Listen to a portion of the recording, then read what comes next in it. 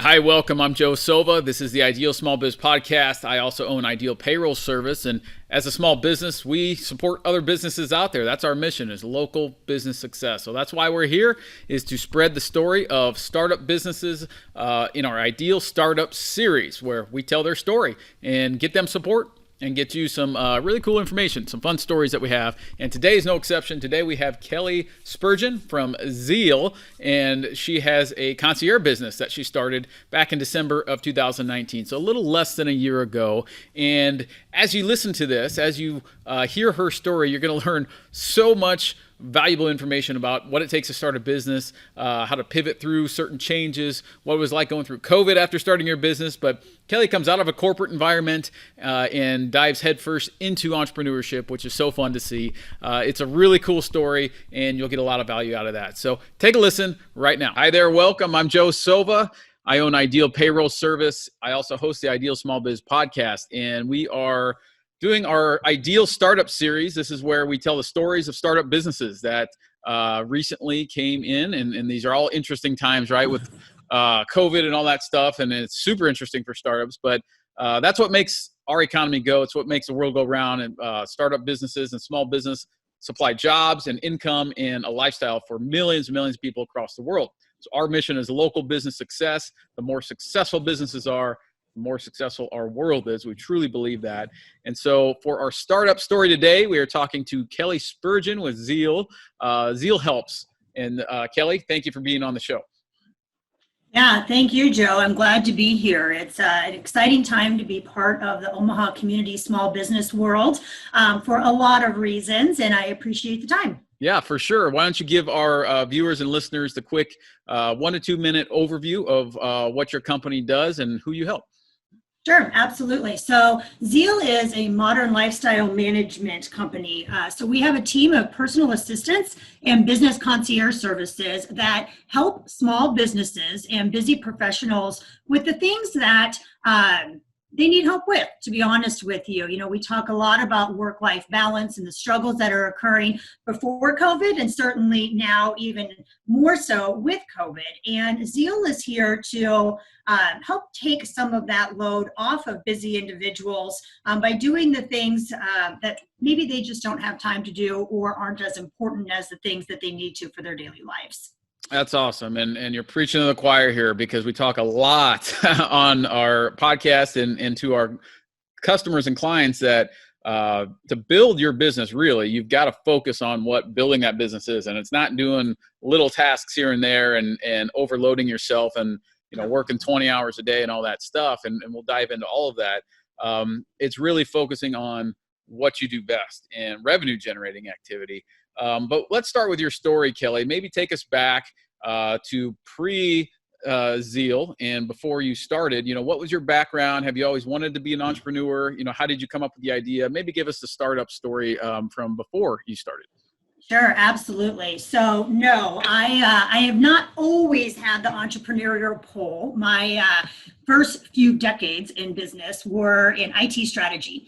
And I found myself, though, somewhat in the middle of my career working for a startup, which was an exciting place to be, doing technology build for an insurance company. So although that doesn't sound super exciting, it was really neat to be in the startup world, to experience a high growth, fast growth company, but also seeing how you could use technology to disrupt different industries. So I spent the next X amount of years working for the insurance industry, and ended up towards the end of my career in that world in a very corporate environment. So I ended up working for a global company, 16,000 employees, and really lived that high travel, boardroom type life for quite some time. Great job. Actually, there's absolutely never a scenario that I don't say it was a great experience. However, as time went on, it just wasn't going to be my experience for the rest of my career. And so I realized that I was looking for something different, and I wanted to give back more locally,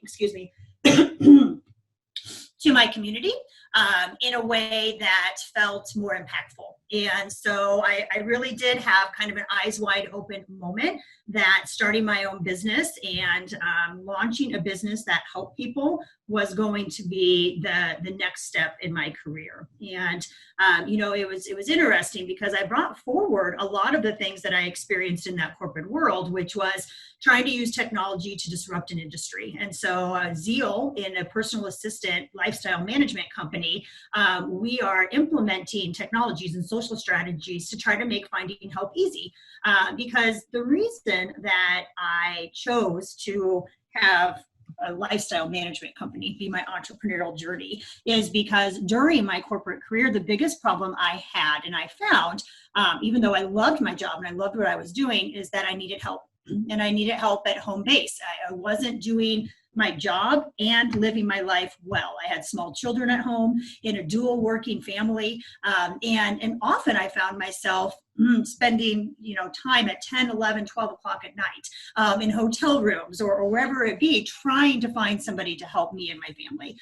And I just knew that I wasn't alone in that journey. So yep. Zeal was really an offspin from that experience as I was looking to make life easier.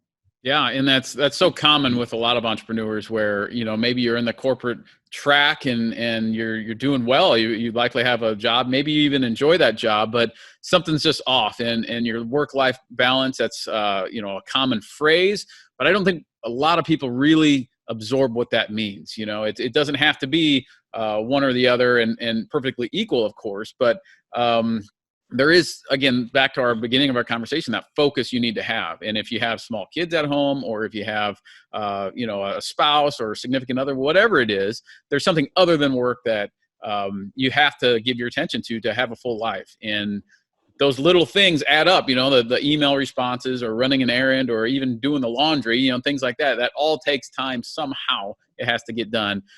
Take us back to your mindset maybe. So you had this problem while you were in corporate of just not having time realistically and being able to focus on what you wanted to do. How long did it take you to say, okay, this is my idea and I'm going to launch it? Was that a quick process, Kelly? Did you struggle with that, as far as leaving corporate? Take us back there and tell us that part. Sure, absolutely. It was not a quick process. So I had actually originally wrote the business case for Zeal 2.5 years ago, and really had spent time, nights, weekends, with this. I couldn't get the idea out of my head fast enough, right? It was like the most exciting part of my week to sit down and put on paper, what I thought this story could really be. And then life would interrupt, right? And then work would get busy. And then another new project would come up that was really exciting. And so then I would kind of fall back into the flow of the business world. And as that cycle continued, it started to feel like a roller coaster to me, Joe, to be honest with you. The highs were high. There were some really exciting things. When it was good, but the lows kept getting lower. And every time that low would come in, this business would come back in my head, right? And I would pull back up this business idea and just stare at it and say, if I don't do this, where it finally came to a head is that I had kind of this realization that there was a higher probability in life that I was going to regret not taking this plunge and not doing it than if I did. And really when I got to that emotional state, after that, then it moved very quickly. And that was probably a 3-month type journey of, okay, my soul had come at peace with this is what my future is. And when I put my notice into my corporate world and put, I guess, to some sense, an end to something that was so monumental in my adult life, what that company and what my career was there, it was still an okay journey because I knew in my soul that it was the right step to take, if that makes sense. It 100% does. I love it. It's a recurring theme, honestly, in these conversations we have with founders and entrepreneurs. You've got to listen to something that's higher than yourself, right? Inside, you've got your instinct, you have your gut, whatever it is you believe in out there, if that's God or something else or whatever it is, you've got something pulling at you internally to take this path. And I love what you said about the regret is, when you're 90, 100, whatever, you get to, if you're going to look back, it's not going to be, well, this is what I did and I regret doing it. It's going to be, this is what I didn't do and I regret not doing it. And so that's awesome that you were able to move past that and then just fly into the business a couple months later after, coming to peace with that, and trusting yourself. That's really what it comes down to, is self-trust, right? You're trusting your inner self to make those decisions and guide you through intuition, which is awesome to see. I love that. And you mentioned the roller coaster, that's still an entrepreneurship, but it's a different roller coaster, right? Maybe the highs are higher and lows are lower, but it's still fun. It's a fun ride either way. Yeah. So you've got Zeal up and running. You go through your business plan. You've got that all figured out. You launch. What were the challenges there? Obviously, I believe you said that was December of 2019. Is that correct? Or 2018? Yes. 2019. Okay. Mm-hmm. So December 2019, you launch. Obviously, COVID's on the horizon. You don't know it yet. Don't know it. So was those initial maybe 4 months before COVID, was that as you expected and then things kind of hit? Or maybe take us there and tell us, Sure. those first few months and then when COVID hit, what happened? Sure, absolutely. My short answer is no. The first 4 months is not what I expected. Being a first-time entrepreneur, I had this vision in my head that if you build it, they will come. And that's all you need to do, right? If I put out on the social media world that I was here to help, that people would be flocking to me quicker than I could handle it. And I know now, clearly that wasn't the case for a breadth of reasons.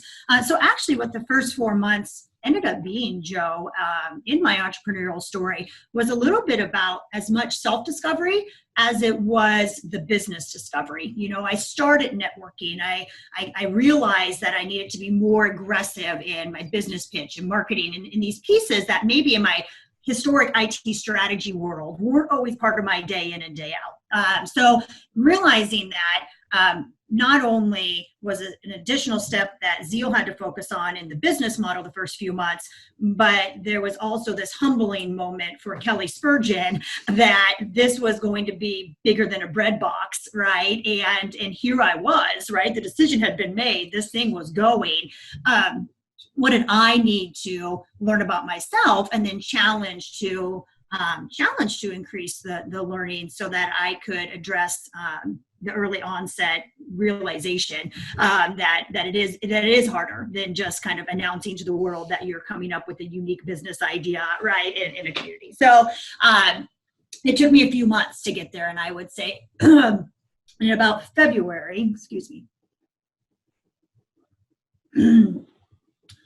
sorry about that. Oh, you're good. That's life, right? So we're sitting here talking, but while you're taking a drink there, I love what you said about you kind of have to come to it, and if you're not selling, you're not trying, right? You think people will come to you, but really we as business owners have to come up with a plan.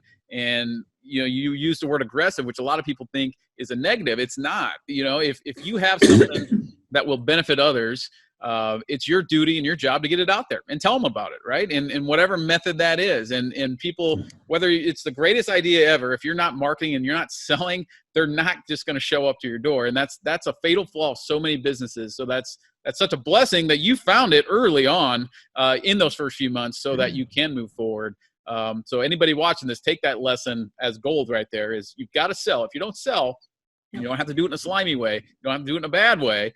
But you've got to put yourself in front of the people that need your service. It's your duty, it's your obligation to put yourself in front of those people that need your service if you have something that would help them. All right, I'm off my soapbox. I'll get back to your story.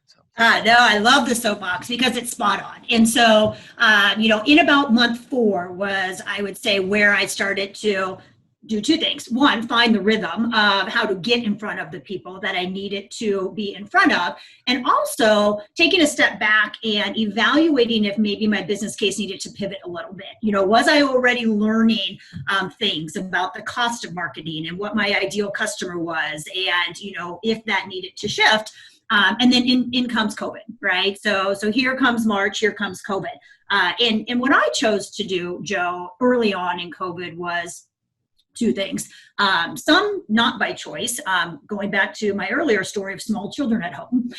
Everyone who had small children at home in March, when daycares closed and schools closed, had to take some level of pause. And so I too was affected by that. And what I did in that time period was I chose to, instead of aggressively trying to go back out and help people who were scared to leave their houses by running their errands, right? There was a fear factor in March that was much higher than what, I think even now we hardly recall.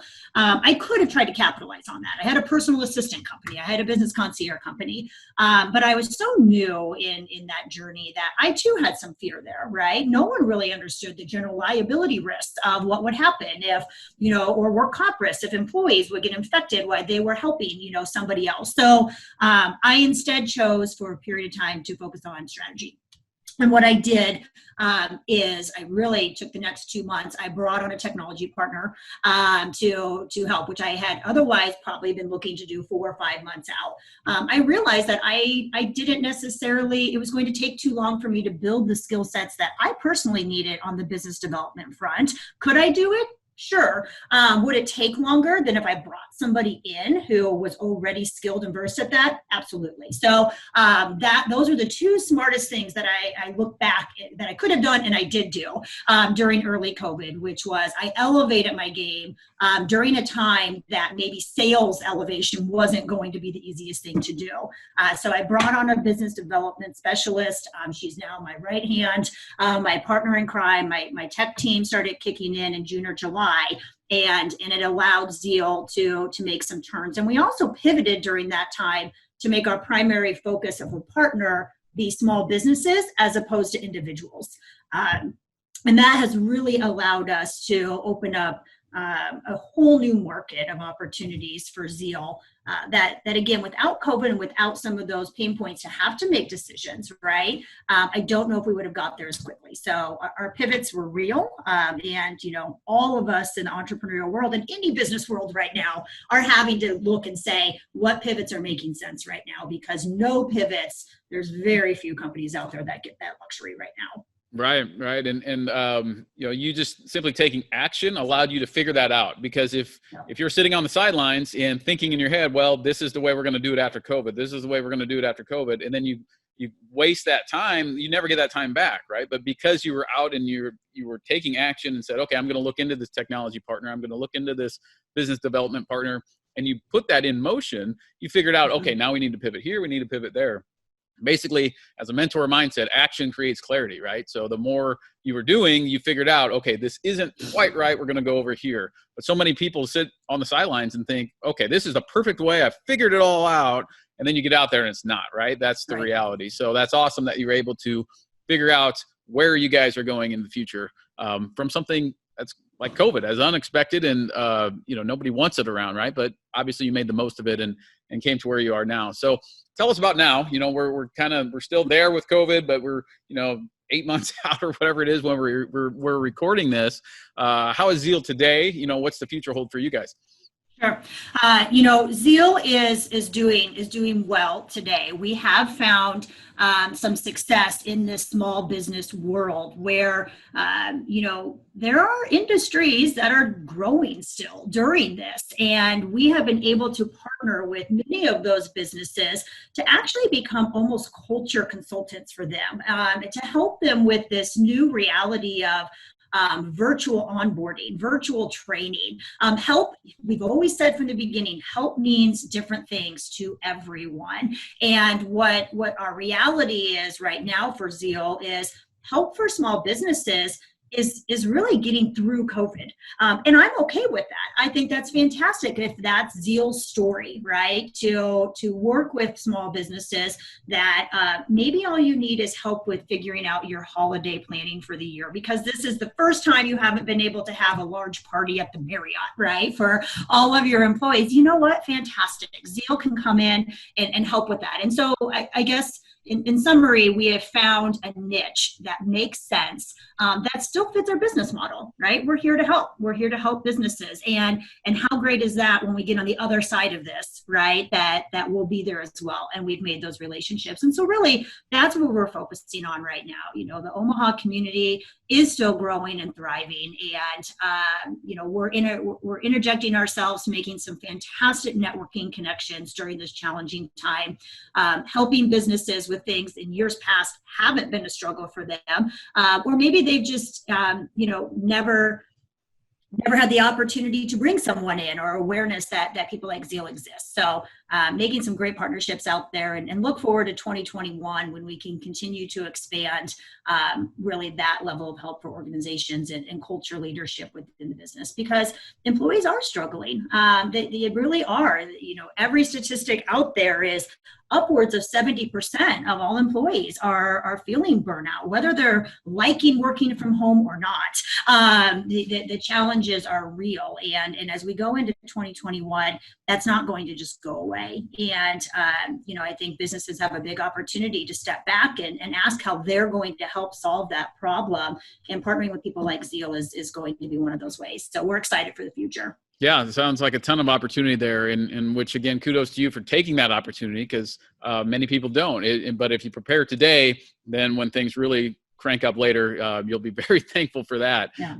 Putting the systems and things in place now, and that will lead to success later, obviously. So, and what you said, when we kind of started the conversation about is what you guys do is, that burnout is real, right? Whether you're an employee or a business owner or whatever it is, I've been there. I was working the 7 days a week and the 15 hours and things like that. It doesn't work. It's not sustainable. Maybe you can do it for a week. Maybe you can do it for a year. Maybe you can do it for 2 years, but eventually it's going to catch up to you.